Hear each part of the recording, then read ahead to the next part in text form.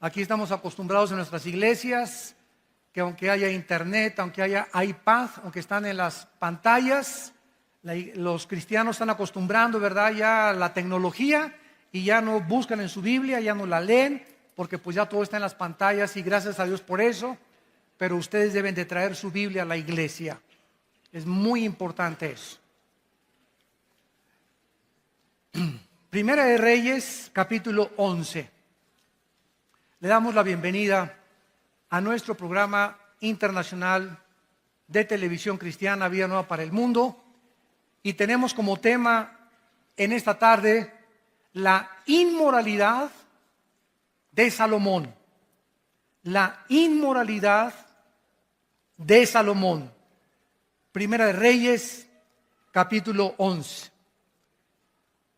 Pero el rey amó, además de la hija de Faraón, a muchas mujeres extranjeras, a las de Moab, las de Amón, las de Edom, a las de Sidón y a las Eteas, gentes de las cuales Jehová había dicho a los hijos de Israel: no os llegaréis a ellas, ni ellas se llegarán a vosotros, porque ciertamente harán inclinar vuestros corazones tras sus dioses. A estas pues se juntó Salomón con Amor, el jacarandozón de Salomón.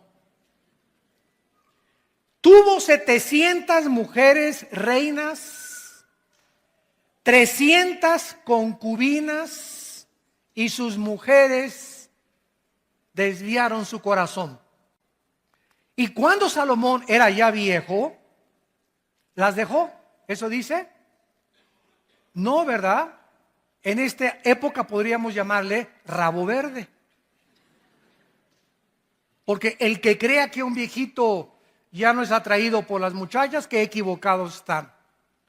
Cuando ya era viejito Salomón, sus mujeres inclinaron su corazón tras dioses ajenos y su corazón no era perfecto con Jehová su Dios, como el corazón de David su padre. Porque Salomón siguió a Astoret, diosa de los sidonios, y a Milcom, ídolo abominable de los amonitas. E hizo Salomón lo malo ante los ojos de Jehová, y no siguió cumplidamente a Jehová como David su padre. Edificó Salomón un lugar alto a Quemos, ídolo abominable de Moab, en el monte que está enfrente de Jerusalén, y a Moloc, ídolo abominable de los hijos de Amón. Así hizo para todas sus mujeres extranjeras, las cuales quemaban incienso y ofrecían sacrificios a sus dioses. No cabe duda que una de las cosas más maravillosas que Dios nos ha dado es el sexo. El sexo es precioso, maravilloso, encantador, celestial, usado dentro de la esfera del matrimonio y nunca fuera del matrimonio. Dios ha puesto una limitación en todas las cosas que nos ha dado. Nos dice Dios: puedes dormir, pero no te pases de 8 horas. Puedes comer, pero ponle un cuchillo a tu garganta y no abuses de los alimentos. Puedes disfrutar el sexo, pero solamente te permito usarlo dentro de la dimensión para lo cual lo diseñé y dentro de la esfera donde el hombre es responsable de la mujer y la mujer es responsable de dejarse tocar solo por su marido.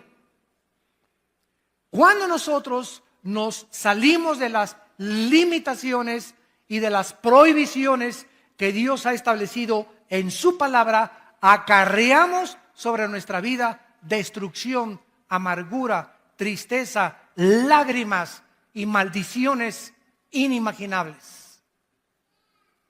Si una persona busca el placer continuamente sobre Dios, sobre su familia y responsabilidades, entonces el placer se convierte en un monstruo que acaba devorándonos.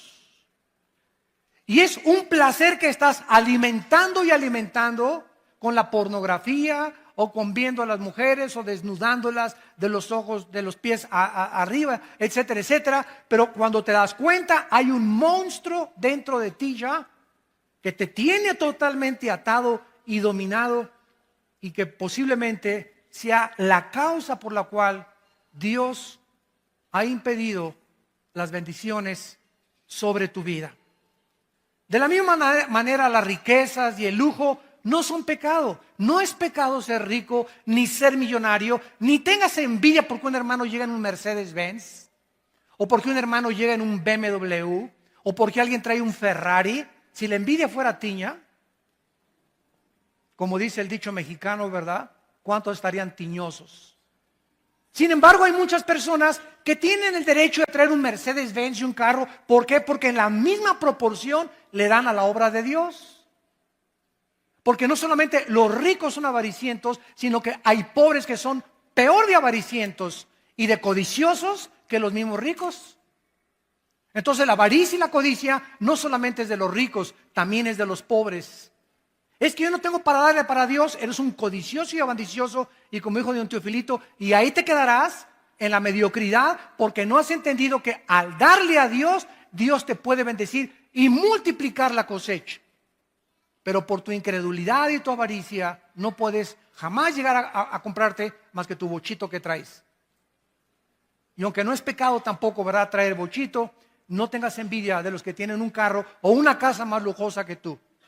Hay millonarios en Estados Unidos que gracias a ellos ganan $1 millón al mes y dan 600, 700 mil dólares al mes a los misioneros y a las iglesias en el mundo entero, y viven con 300 mil dólares al mes. Y como ve Dios que le dan más del diezmo y más, y el dinero no lo guardan y lo guardan y lo guardan y lo guardan, Dios los sigue bendiciendo porque Dios está buscando instrumentos a través de los cuales canalizar sus bendiciones al mundo.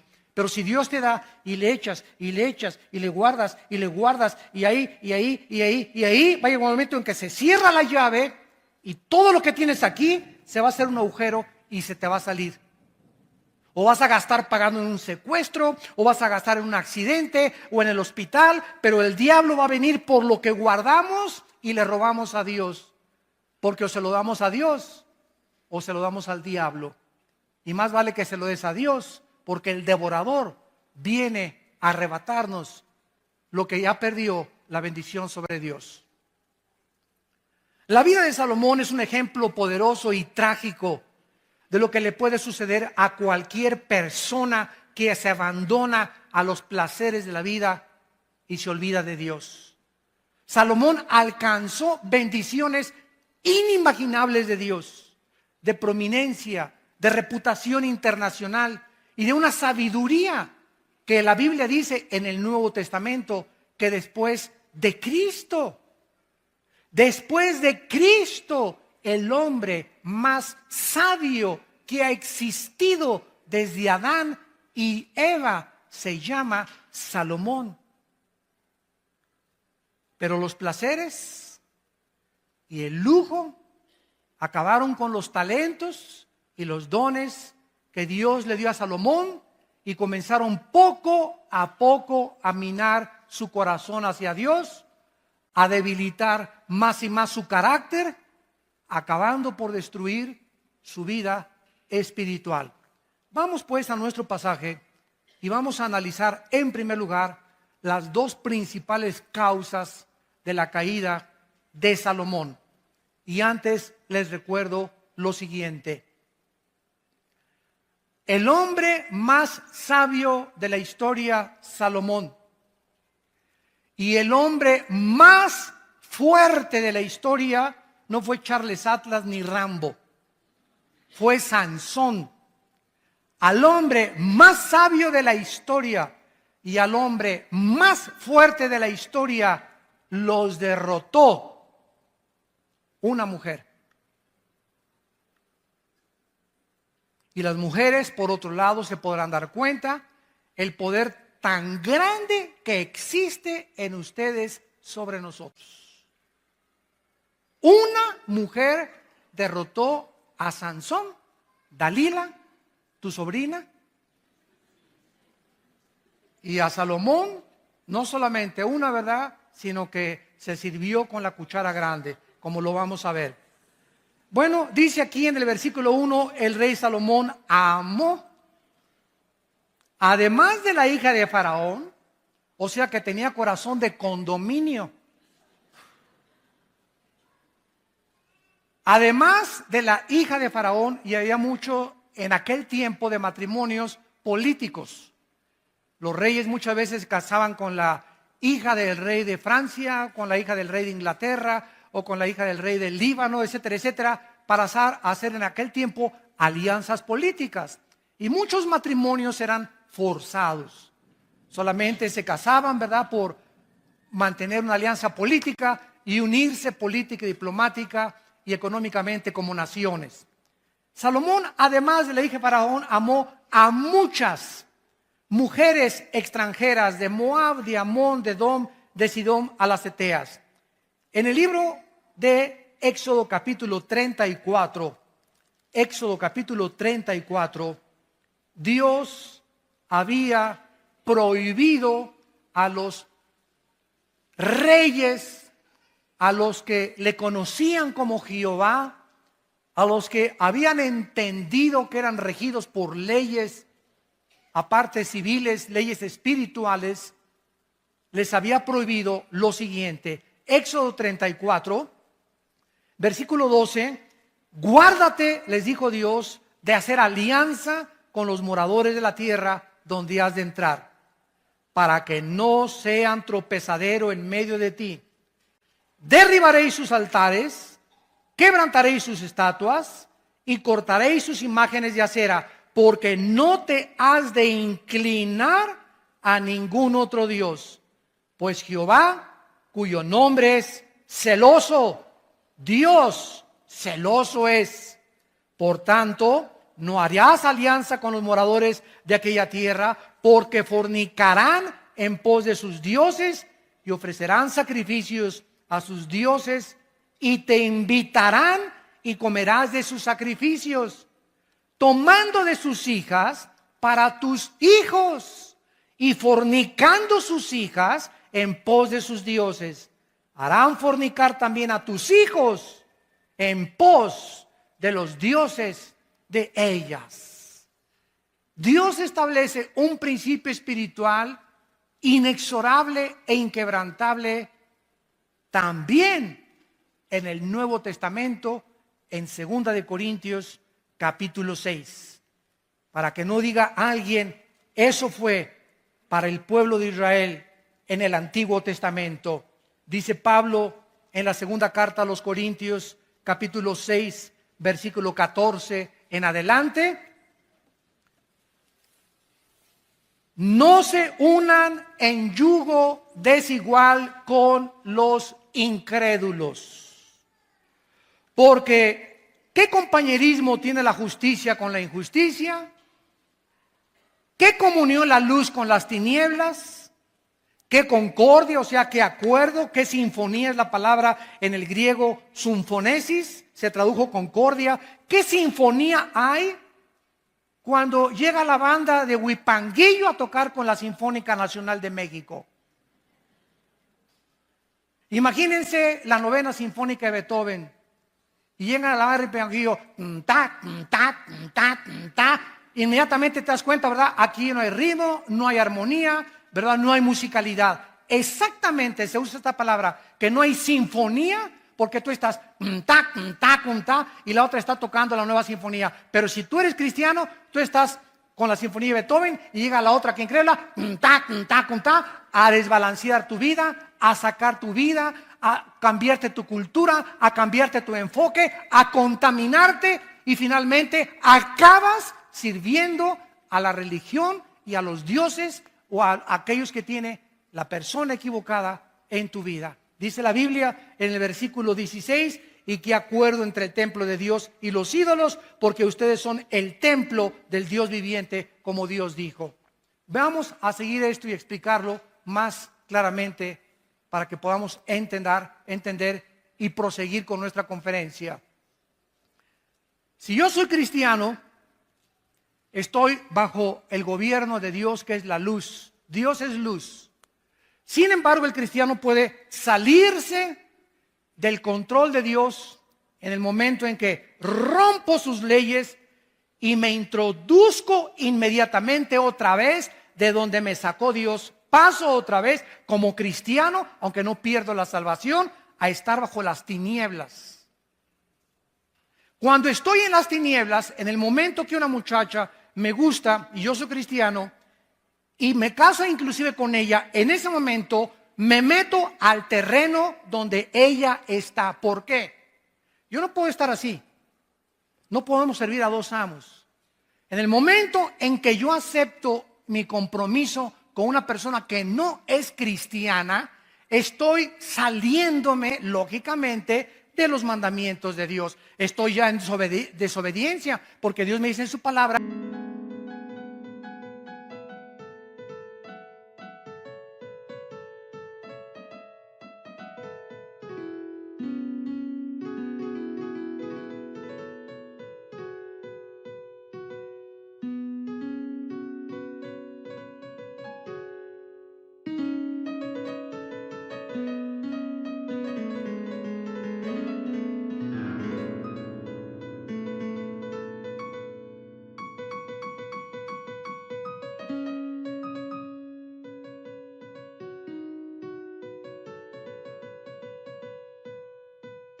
que yo no me case con una mujer que no sea cristiana o con un hombre que no sea cristiano. Entonces, al estar en el mundo de las tinieblas, pero yo me sigo llamando cristiano. Bueno, en el Antiguo Testamento así les pasó a los sacerdotes. Decían a Baal lo adoraban e iban al templo a adorar a Dios.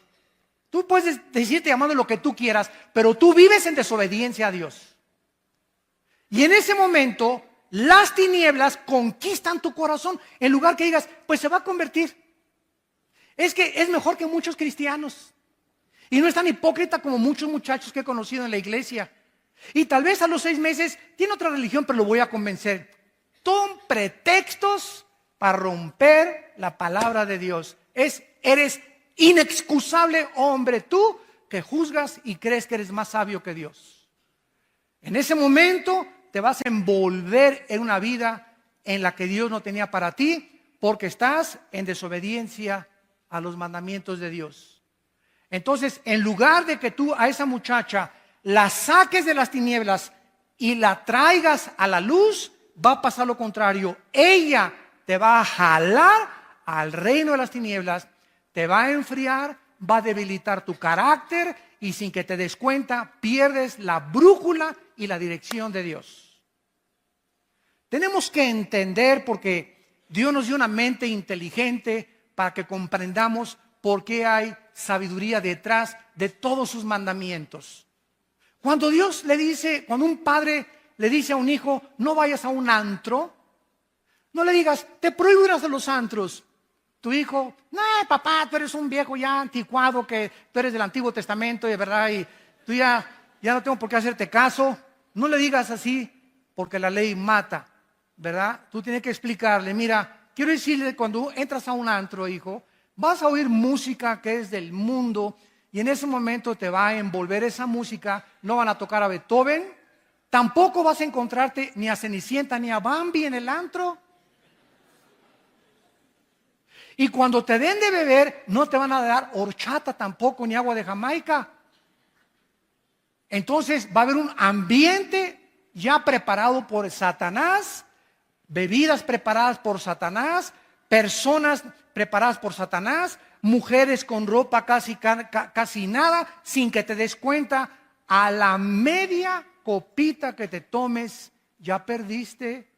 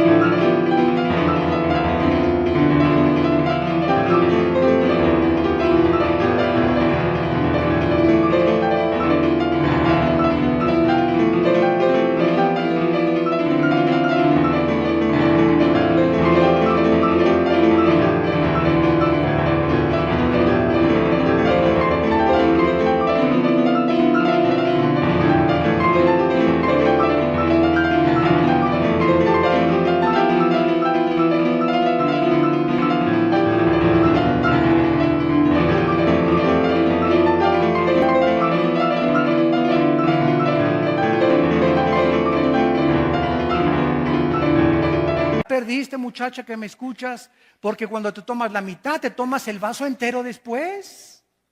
Y cuando te tomas el vaso entero, se te olvida hasta que eres hija de Dios. Ya te conviertes en hija de Moloch. Ya dejas que tu novio te haga lo que quiera, te dejas tocar, te dejas acariciar al movimiento y al grito y al medio ambiente. Y cuando te das cuenta, ¿verdad? No sabes ni con quién amaneciste. Dios tiene un propósito para decirnos lo que Él nos dice. Vivimos en un mundo completamente, dice en 1 Juan 5, controlado por Satanás. El medio ambiente, la música, todo está con el propósito de embaucarnos, de entramparnos, de jalarnos a ese mundo del cual Dios nos sacó y en el cual Dios no quiere que nosotros participemos de él. La primera causa que podemos descubrir de Salomón es su sensualidad hacia las mujeres. Salomón se unió a mujeres paganas, no creyentes, practicó la poligamia, era un hombre que cuando veía a una mujer la veía de los pies a la cabeza como ahorita los hombres. El 85%, para que lo sepan mujeres, el 85% de los hombres cuando las ve a ustedes, las ve de los pies a la cabeza, las barren de la cabeza a los pies. Así es el hombre del libidinoso. Así es el hombre desensual. El hombre es atraído 100% por el cuerpo de la mujer no tanto. La mujer puede ver un Charles Atlas, ¿verdad? Y pues sí, está guapo y todo, ¿no? Pero nosotros somos atraídos inmediatamente, ¿verdad? Buscamos las curvas, ¿verdad? Buscamos, ¿verdad? Las pechugas de pollo, etcétera, etcétera. Como dice un pastor allá en Argentina, comenzamos a buscar, ¿verdad? El cuerpo, el movimiento de licuadora de la mujer, etcétera, etcétera. Y todas estas cuestiones comienzan a nosotros a atraer nuestros ojos hacia ellas y el hombre se vuelve sensual. El hombre se vuelve débil y comienza su carácter a ser debilitado por causa de su sensualidad. Salomón dijo, oye, está guapísima esta mujer, Miss México, véngase para acá mi niña, aquí chencheche. No, pero déjame presentarte a Miss Estados Unidos. No, de veras, no, este está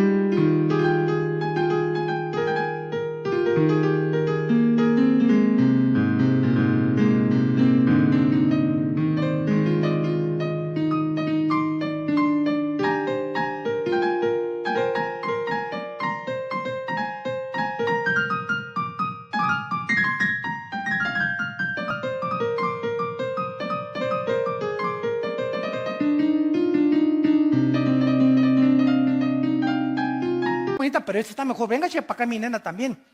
No, te vamos a traer a Miss Perú.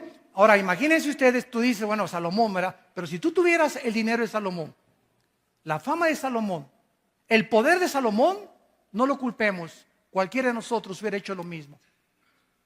Porque separados de Cristo, nada podemos hacer. Si no hacemos lo que hacemos ahorita, y muchos hombres no lo hacen, es porque no han tenido la oportunidad de hacerlo. Porque por la gracia de Dios hemos sido librados de tentaciones. Pero hay otros que han caído porque se han olvidado de Dios.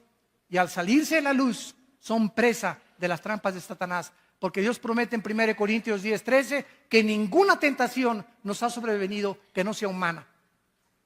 Sino que fiel es Dios, el cual cuando venga la tentación, si estás en la luz, ojo, si estás en la luz y en la mañana oraste y en la mañana leíste la palabra de Dios y viene doña tentación a tocarte la puerta, mandas a Jesús a que le abra la puerta, no la abres tú.